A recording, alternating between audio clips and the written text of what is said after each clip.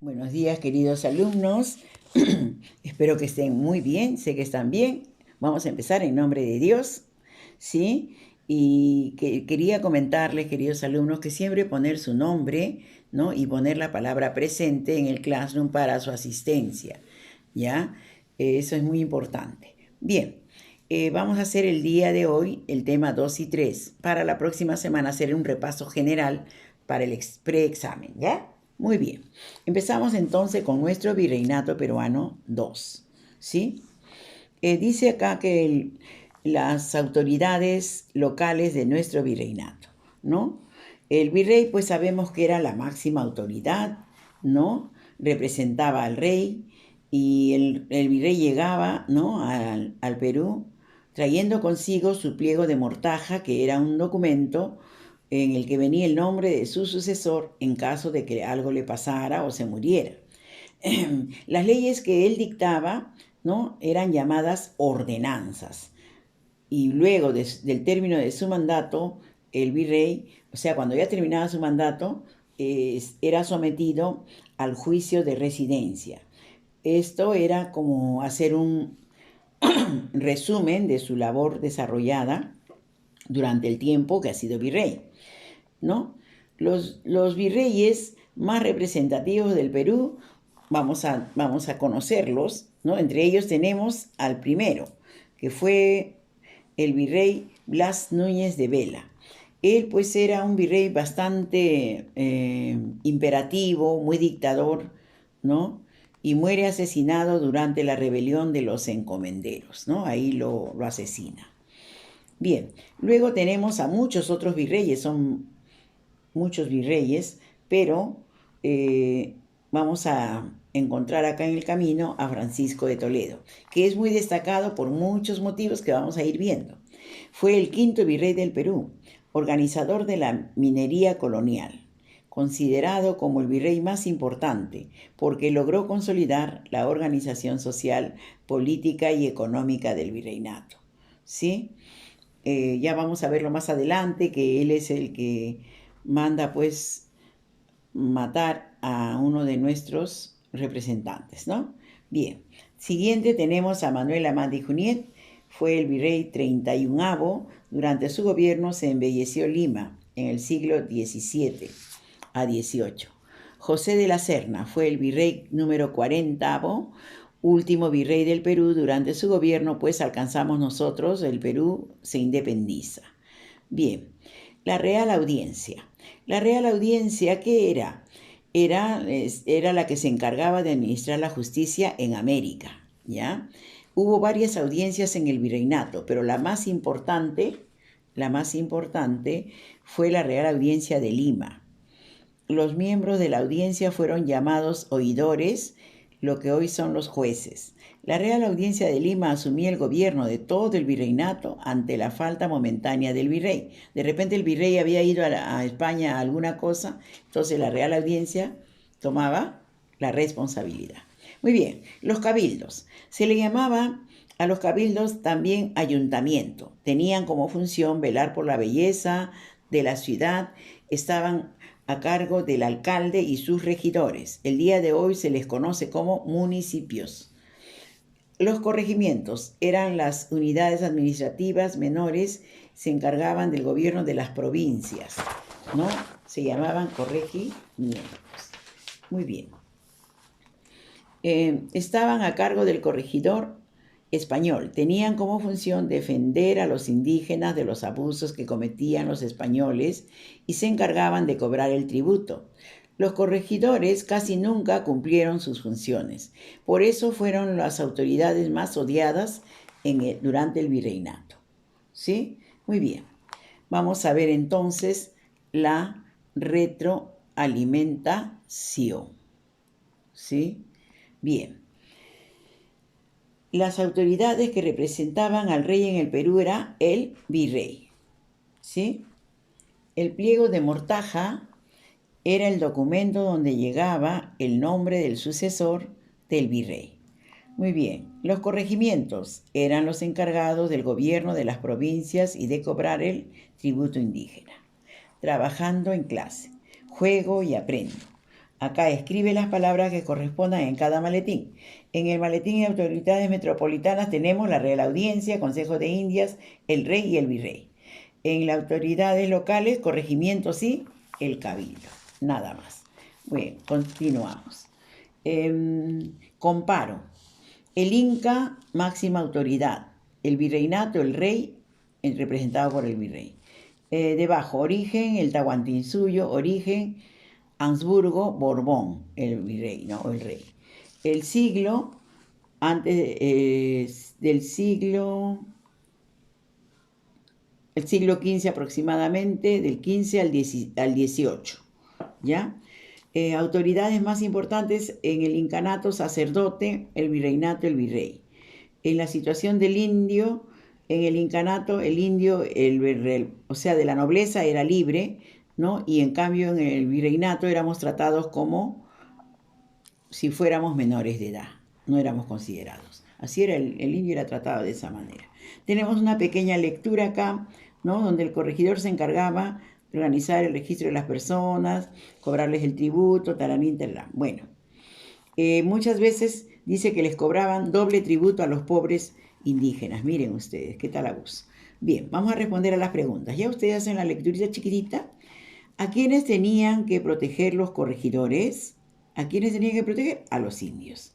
¿Cuáles fueron las formas de abuso que cometieron los corregidores sobre los indios? Maltrato, abuso, denigración y también le bajaron al mínimo su autoestima. ¿Cómo hubieses ayudado a los indígenas si hubieras estado en el virreinato? Realmente los hubiéramos ayudado muchísimo, ¿no? Cualquier cantidad. Bien, seguimos verificando el aprendizaje. ¿Es el representante del rey en el Perú? El virrey.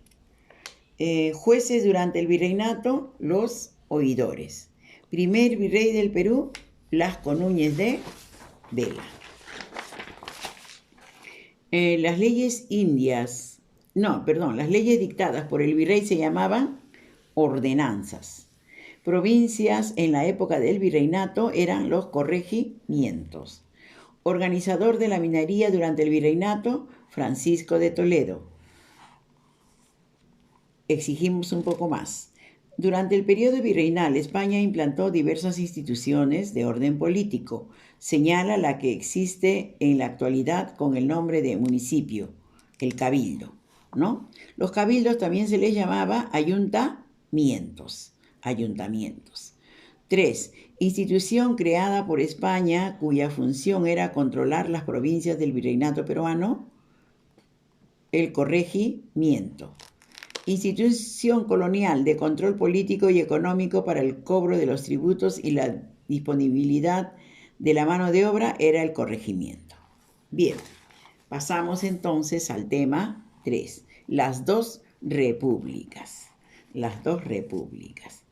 Bien, la sociedad del virreinato organizada en dos grupos llamados repúblicas, ello debido a que cada uno de los grupos tenían sus propias leyes. Es así que tenemos a la República de Españoles y a la República de Indios. Fue el virrey Francisco de Toledo quien dividió la sociedad por los siguientes motivos. Primero, por cobrar el tributo. Segundo, por facilitar el control de la población. Por ello vivieron en reducciones los indígenas. Luego, para facilitar la evangelización. Vamos a ver, ya habíamos visto esto anteriormente con ustedes, pero vamos a volver a repasarlo bien, ¿ya? Para los nuevos.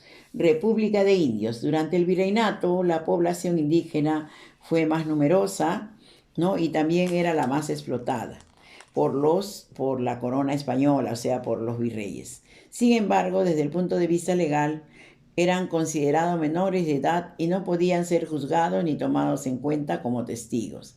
Ejercían sus derechos mediante un funcionamiento llamado el protector de indios.